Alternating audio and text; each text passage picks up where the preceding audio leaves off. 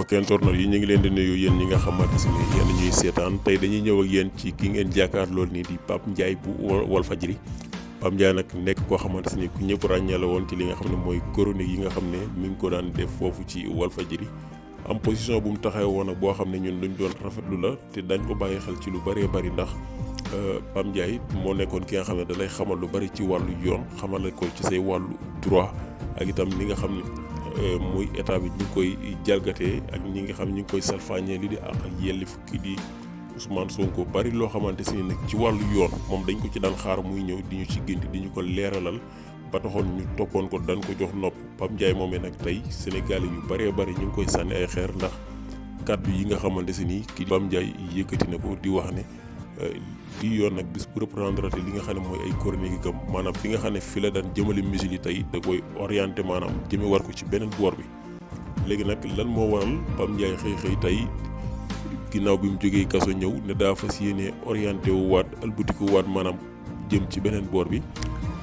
léegi kon loolu lan lay nuru maanaam dëgg rek moom la bëgg di wax wala dafa fas yéene jóge ci dëgg gi nga xam ne moom la daan wax di ko fësal jëm ci maanaam waxu yaama neex wala bokk lii lañ bëgg ma waxal leen ko naa leen ko waxal. ndax bu demee ba naan misil yi fi mu daan jëm dootu fa jëm tey day ëlbatiku jëm ci beneen boor bi mel na beneen boor bi rek kon ñoo am ay sikk kon day mel ni kon Pape Ndiaye fi génn na foo xamante ni kenn xaaru ko fa woon.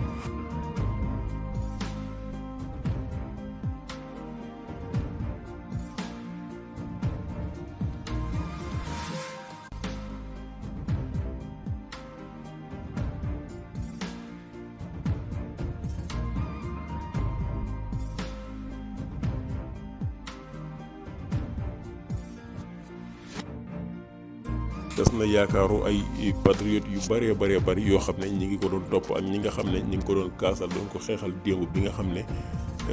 lii di état jaay na ko doole ba yóbbu ko. tey na kon bu dellu si waatee maanaam fas yéene taxawaat tànk yu mel nii kon day mel ni kon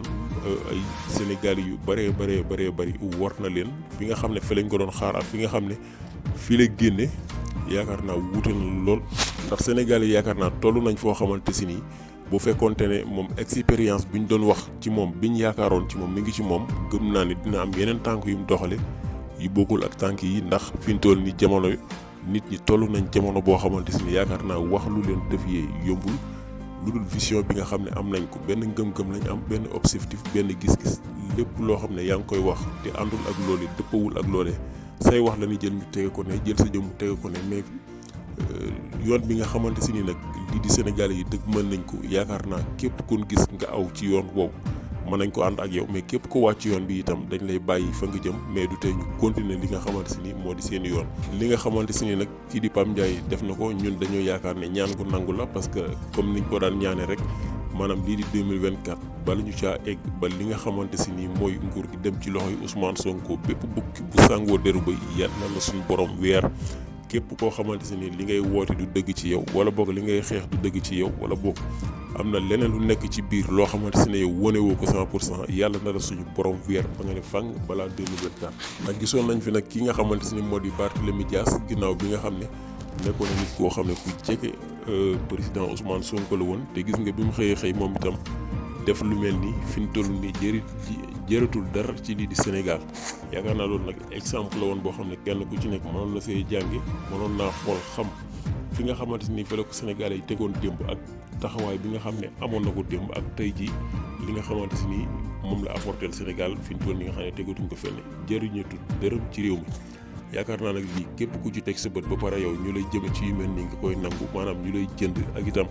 di la dalloo ci askan wi nga bàyyi li nga xamante si nii moo la fal fàtte loolu lépp nag fas yéenee jàmmarul li nga xam ne mooy askan wi nga xamante si nii démb ñoo la daan xeexal ñoo la daan sonnal ñoo daan toog di berante ngir yow ñoo la daan bàyyi xel di toog di la xaar ngëriñ di gindi tey nga fas yéene wan loolu lépp ginnaaw jëm ci loo xamante si ni dara waralu ko lu ay mbiru politique kese. kon Pape Ndiaye yoon bi xaaruñu la ci woon te séentuwuñ la woon fu mel ni amoon nañ yaakaar ne yow da ngaa bokk ci ñi nga xamante si ni ñoo nar a gindi lii di ñi nga xam ne ñi gërëm ñi nga xam ne ñoo réer ñi nga xam ne jànguñu comme ñun ñi nga xam ne fu mel ni ci yéen ñii rek lañ gëstoo yenn xam-xam yi kon tey boo demee wan ñu ginnaaw